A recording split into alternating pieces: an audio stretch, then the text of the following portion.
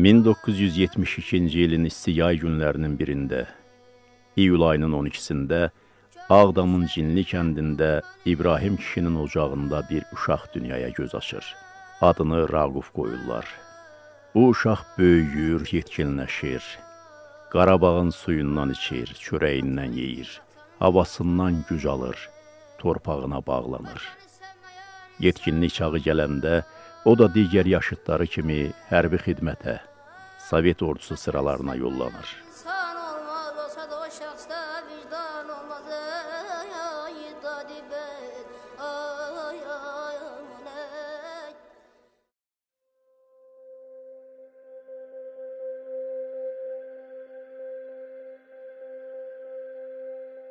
Həmin dövrlərdə erməni qəsbikarları bizim torpaqlara göz dikdiklərini açıq şəkildə dilə gətirir, niyyətlərini biruzə vermək üçün dinc əhaliyə qəsd etməkdən çəkinmirdilər.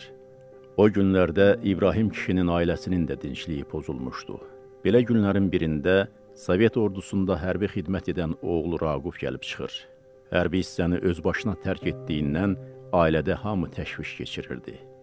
Gün-gündən ağır gəlir, hər gün torpaq uğrunda şəhidlər verilirdi. Raquf Orucov Ağdamda yaradılan yerli özünü müdafiə batalyonunun tərkibində xidmətə başlayır. Elə xidmətə başladığı ilk dövrdə bir müddət ondan xəbər ətər çıxmır. 3-4 aydan sonra evə gələndə isə artıq axsıyırdı. Sən demə bu müddətdə Fərrux dağı və Aranzəmin kəndlərində aparılan hərbi əməliyyatlar zamanı ağır qəlpə yarası alıb.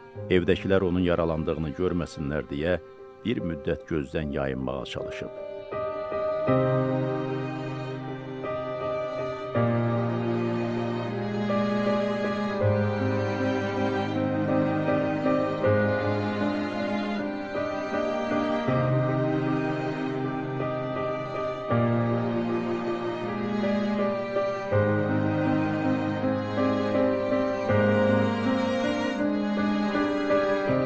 Baxmayaraq ki, məsafə çox yaxın idi, hər saat evə gəlmir. Gəldi, görüşdük, artıq qılçasından yaralanmışdı. Bir də getdi hərbisiyə. Üstündən 7 ay keçəndən sonra bizim öz doğulduğumuz kənddə, Cinli kəndində, orada Fərrux dağı yüksəkliyi deyilən çox böyük yüksəklik var. Və ora bizim döyüşçülər tərəfindən hücum təşkil olmuşdu. Və o döyüşlər də çox qızğın döyüşlər getdi. Orada İkinci dəfə orada yaralandı. Fərrux dağı, Naxçıvanik kəndi, Əsgəran istiqamətində döyüşlərdə fəal iştirak edib, 2 dəfə qəlpə yarası alsa da, qısa müddətli müalicədən sonra döyüşçü dostlarının sıralarına qayıdır. Ermənilər Ağdamın ayrı-ayrı kəndlərinə divan tuturdular. Düşmən Raqufun doğma kəndini, Cinlini də zəbt etdi. Bu zaman Orucovlar ailəsində faciə baş verdi. Ermənilərin kəndə hücumu zamanı 1993-cü ilin 12 iyun tarixində 5 övlad anası Raya Orucova həlak oldu. Bu xəbəri eşidən Raquf əskər dostları ilə birlikdə gecə ikən kəndə gəlib anasının cəsədini oradan çıxarmağı bacarır. Ertəsi gün oğullar analarını yaxınlıqdakı Çullu kəndində dəfn edirlər. Lakin bir neçə gün sonra Çullu kəndi də düşmənlər tərəfindən zəbt olunur. Orucovlar ailəsi doğma torpaqlarından didərgin düşərək Sumqayıt şəhərində yerləşir. Artıq qətiyyətlə öz ömür yolunu çizən Raquf Orucov sənədlərini Bakı Ali Hərbi Ümumqoşun Komandirləri Məktəbinə verir. Hərbi biliklərə yiyələnir. 1995-ci ildə onu Bakıdakı hərbi hissələrdən birinə təyin edirlər. Amma gənc zabit ön cəbhədə olmağa üstünlük verir. 1995-ci ildə təyinatını düşmənlə üz-üzə dayanan Murovdağa alır.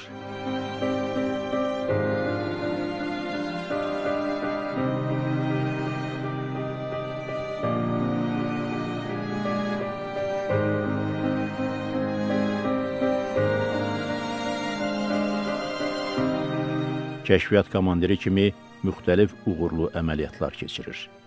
Belə əməliyyatlardan birində Kəlbəcərə keçərək oradan erməni əsirlərini götürməyə nail olur. Ermənilərin Murovdağ istiqamətində əsir götürdüyü Azərbaycan əsgərlərinin azad edilməsi üzrə əməliyyatın uğurla başa çatmasının da əsas səbəbkarı məhz Raquf Orucov olur. Raqif Orucovun başçılığı ilə əməliyyat qrupu düşmənin nəzarətində olan ərazilərə kəşfiyyata göndərilir.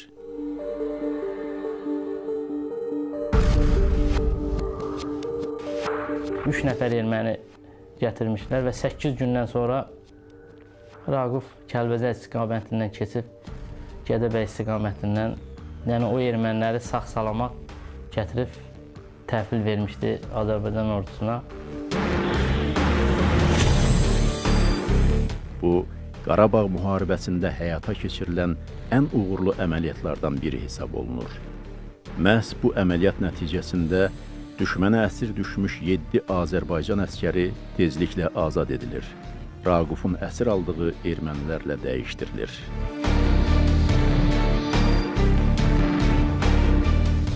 Üstündən bir neçə müddət keçəndən sonra mənim sinif yoldaşım mənə dedi ki, sənin qardaşın haqqında, yəni qəzetdə yazıblar. Mən inanmadım.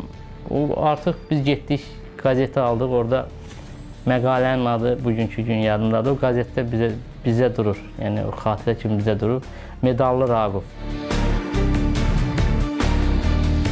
Raqif Orucovun uğurlu əməliyyatlarından biri də Kəlbəcərdə erməni hərbi hissələrində səhər düzülüşünü, vacib strateji obyektləri videoya çəkməsi olur. Elə bir vəziyyət olub ki, biz Raqif müəllimlə minalı sahəyə düşmüşük. Biz o çətinliyi Raqif müəllimin köməkliyi ilə heç hiss eləməmişik. Belə uğurlu əməliyyatlardan sonra Raqif Orucov Ali Baş Komandan Heydər Əliyevin 24 iyun 1998-ci il tarixli fərmanı ilə hərbi xidmətlərə görə medalı ilə təltif olunur. Hələ o vaxt onun haqqında elə 97-ci ildə məqalələr çıxmışdı qəzetlərdə. O məqalələri oxumuşdum. Onun elə üz-gözündən, hərəkətlərindən bir qəhrəmanlıq yağırdı. 99-cu ildə ailə həyatı qurdu və ailə həyatı qurandan sonra ilk illərini Murovda, orada xidmət etdiyinə görə biz də orada köçməli olduq. Hər yerinə bələd idi, o dağlarım. Elə orada biz Murovda körpə uşaqla qalanda o 3 gün, 5 gün evə gəlmirdi. Bilirdim ki, haradasa bir əməliyyatdadır.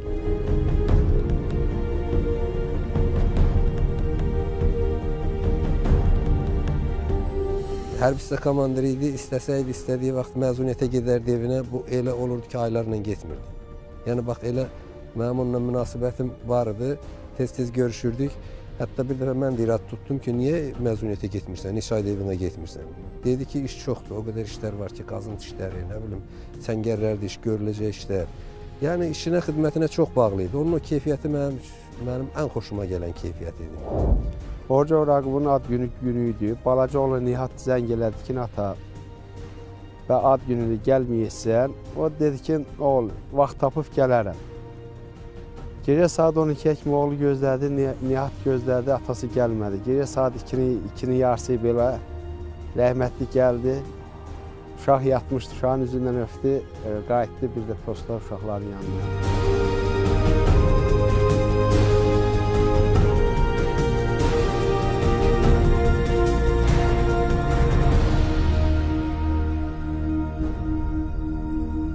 Evimiz yol qırağında olurdu. O yol düz Kəlbəcərə gedən yoldur. Oranın ərazini tanıyanlar yaxşı bilir. Yəni o yol qırağına keçəndə də bir qrup ilə gedirdilər, qrup rəhbəri kimi gedirdi. Düşüb görüşürdü. Mən onu görürdüm o formada. Əsl kəşfiyyatçı formasında gedirdi. Hazır silahla, zirehli geyimlərlə gedirdi. Bilirdim ki, gedir. Amma heç vaxt inanmırdım ki, qayıtmaz. Həmişə də qayıdı bax. Salam zəhmət gəlmir.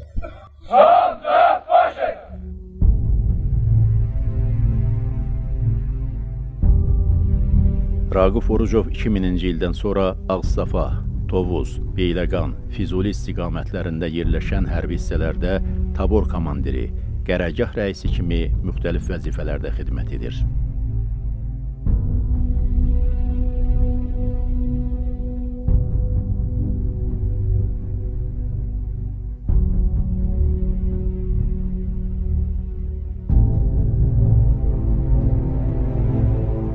Raqif müəllimlə çin-çinə çalışmışıq, döyüşmüşük, çətin yollar keçmişik. Raqif müəllim komandir kimi çox yüksək dərəcədə bacarıqlı insan. Raqib müəllim komandir kimi çox yüksək dərəcədə enerjili insan. Raqib müəllim komandir kimi komandir, elə də bir ailə başçısı kimi ailə başçısı idi. Necə ailəsinə, elə də hərbi hissənin şəxsiyyətinə qarşı elə bir münasibəti vardı. Elə bir insan ola bilməzdi ki, Raqib müəllim onun probleminə köməklik eləməsin. Elə bir əskər ola bilməzdi ki, Raqib müəllim onu şəxsən tanımasın. Gözəl komandir idi, gözəl ata idi, gözəl valideyn idi. Əskərlərə öz uşaqlar, öz övladı kimi baxırdı.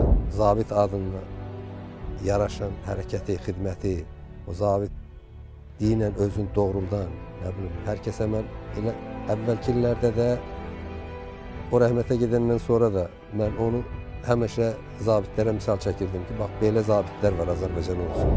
Raqib Orucov şərəfli, qeyrətli və döyüş yolu keçmiş, qorxmaz bir komandir idi. Və biz bu günləri Raqib Orucovu bütün Azərbaycan xalqı bir sərkərdə kimi, bir komandir kimi, bir qəhrəman kimi tanıyır. 2003-2005-ci illərdə təhsilini bir pillədə artıraraq Silahlı Qüvvələrin Hərbi Akademiyasında oxuyur. Nəhayət, 2012-ci ildə arzusunda olduğu doğma Ağdamdakı hərbi hissəyə komandir olaraq göndərilir. Ağdama gedişi tam başqa bir gediş idi. Ağdamı çox sevirdim. 2014-cü ilin avqust ayında Azərbaycan ordusu yeni bir sınaq qarşısında idi. Həmin döyüşlərdə qərargah rəisi Raqif Orucovun əsgərləri də igidliklə mübarizə apardılar. O, 2015-ci ildə xüsusi təyinatlı hərbi hissədə əməliyyat vəzifəsində xidmət edir.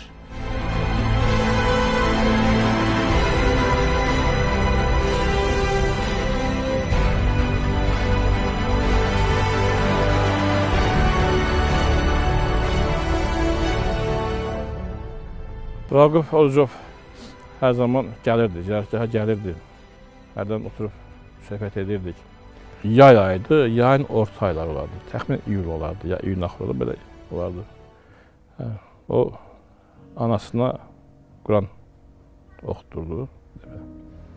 Bir də gülümsəyərək mimikasına, gülümsəyərək içimə vurdu ki, biz necə deyim, bir də anladı ki, həm zaman mən dedi, ziyarət etmişəm, anamı canlı orta ziyarət etdim, Quran oxuduram ona görə də deyib.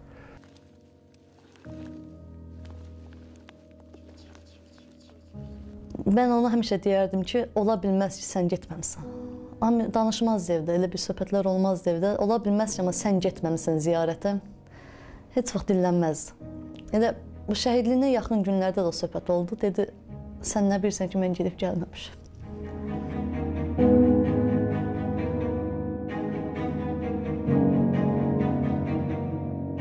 Sevdiyi bir ziyarət var Ağdamda.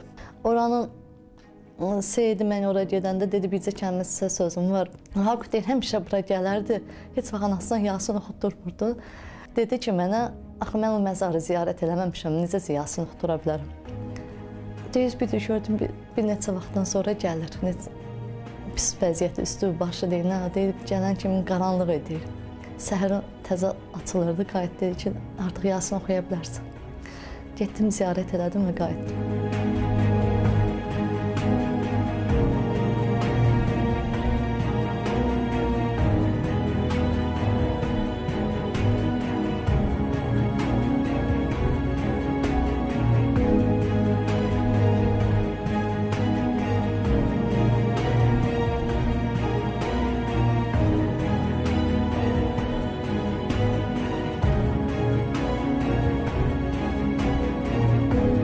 Raqif sonuncu dəfə 2016-cı ilin Novruz bayramında evlərinə gəlir. Bayram süfrəsi ətrafına qardaş bacılar yığışırlar. Ciddi olan Raqif, nə bilim, gülümsəməyən Raqif stolun başında oturdu, biraz ailə zarafatları elədik. Dedik, güldük, saat 11-in yarısı olardı. O qarşı otağa köçdü, bir də gördük artıq hərbi formasını geyinib. Çox narahatlığı üzündə hiss olunurdu. Tələm-tələsik idi hərəkətləri, tələsirdi harasa. Heç gəldiyi gündə cəmi yarım saat evdə oldu və dedi, mənim işim var. ailə ilə demək olar ki, onun şəkilləri çox az. Qapıdan çıxanda elə bir ürəyimə dammışdı. Yəni, bəlkə də insan o deyir, agah olur.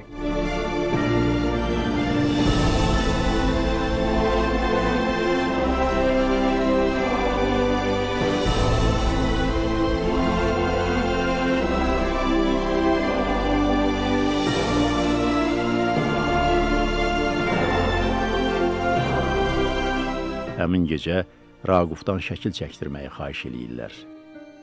Son şəkil. Tələsik çəkilən bu son ailə şəklindən bir neçə gün sonra isə... Mən onunla axırıncı gün danışmışam, 25-i. Dedi ki, uşaqların təhsili ilə maraqlan. Mən maraqlı gəldi. Mənə heç vaxt belə sual verməzdi. Dedim, uşaq da təhsil alır. Dedi, yox, onlarla ciddi maraqlan.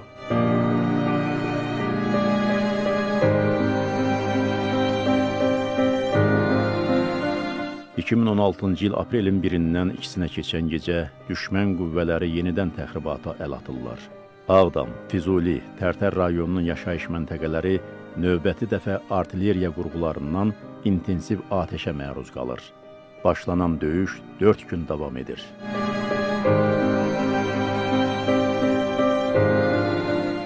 Mən bir yoldaşlarla, hərbisi yoldaşlarla əlaqə saxladım. Onlar mənə bir söz dedi, çox inandırıcı bir söz dedi. Dedi, Raqufdan narahat olma. Raquf, deyir, biz onun adın kölcə insan qoymuşdu, gözə görünməz insan. O heç nə, yəni onu heç kəs, heç bir düşmən məhv eləyə bilməz. Ayın 3-ü zəngilədi, axırıncı zəngi həmin gün oldu. Bircə kəlmə soruşa bildim ki, danışmaq da olmur. Neçə dəfə ara kəsildim, mən amma söz soruşdum ondan. Dedim, bəs səni harada axtaraq? Səni itirsəm, dedim, harada axtarım? Dedi, 2 il bundan qabaq Goran boyda avaraya düşmüşdük. Dedi, avaraya düşdüyümüz yerdə. Ondan sonra danışamadık. Raquf Orucov 2016-cı il aprelin 4-də qoşunların təmas xəttində ermənilərin təxribatının qarşısını alarkən şəhid olur. Mənim xəyallarım vardı, mənim öz dünyam vardı, mənim sevdiyim vardı, mənim sevgilim vardı. Ama mən şəhid oldum, yerim gözəldir. Hər an hazır idik. Çünki o xidmət elədiyi ərazi, düşmən ərazisi, ön cəbhə, məsafə 300-500 metr. Yəni, burada insan döyüşürsə, bu insan şəhid ola bilər. Biz onun şəhidliyin gözləyirdik. Səni tək qoydum, vətən. 4 aprel gecəsi. Vətən fədailərinin üçrəngli bayrağımıza bükülən tabutları evlərinə gətirilir. Sumqayıtda böyük izdiham var.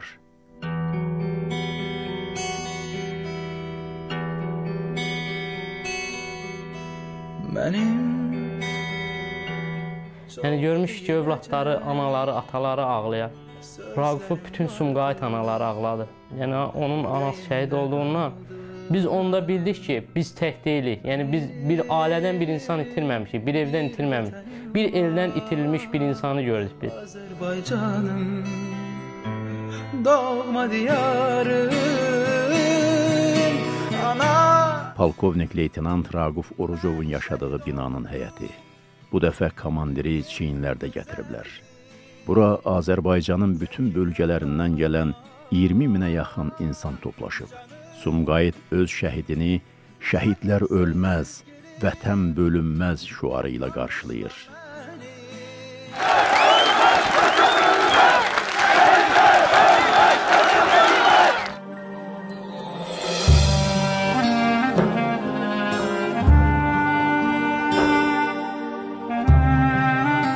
Onun istəyi, amalı şəhid olmaq idi.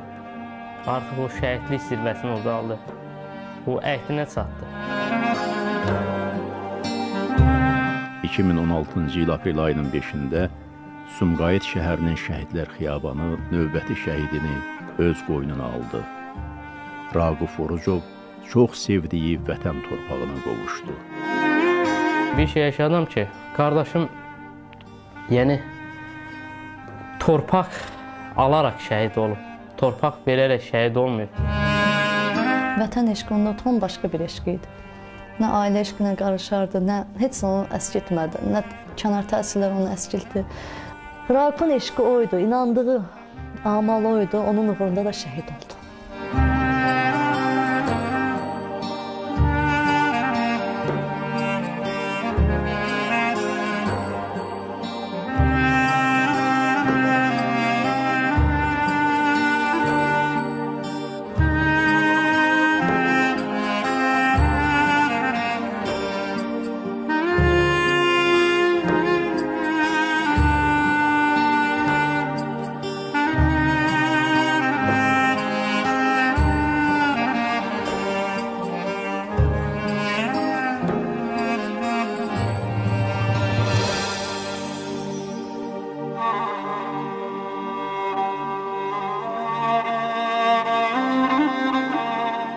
Raquf müəllim rəhmətə gedəndən hardasa 20 günlə üzü belə əskərlər gəldi bura ki, komandir şəhid olub gəlmiş ki, onu yad edək.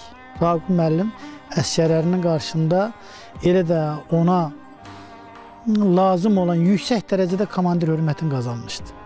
Onun portretini hörmət olaraq bütün şəhidlərimizə, hörmət olaraq Seyid Nazımov ocağında biz saxlayırıq.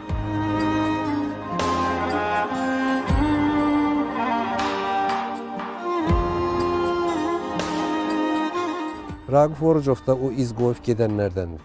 Yəni onun izi uzun müddət yadda qalacaq, yaddaşlarda qalacaq. Biz hər birimiz bir Azərbaycan vətəndaşı kimi cəmi şəhidlərimizin qanını almağa hər bir dəqiqə hazır olmalıyıq. O cümlədən Raquf kimi bir komandirin boynumuzda böyük yükü var. Allah qismət eləsin, bir də biz sizinlə müsahibəni Raquf müəllimin kəndində götürəcəyik. Allah bizə o gözəl Ağdam şəhərin, o gözəl işğalda olan yurtvarlarımızı qismət eləsin ki, orada bir-birimizlə rastlaşaq. Cəmi 44 il ömür sürməsinə baxmayaraq, həyat yolu zəngin, keşməkeşli və nümunəvi olub. Onun haqqında danışılan xatirələr, dildən dilə gəzən qəhrəmanlıq hekayətləri tükənmir. Ona kölgə insanda deyirdilər, Murov Qartalı da. Döyüş yoldaşlarının, hadisə şahidlərinin xatirələri çözüləndikcə, Raquf Orucovun, Murov Qartalının başqa qəhrəmanlıqları da gün üzünə çıxacaq, dildən dilə dolaşacaq.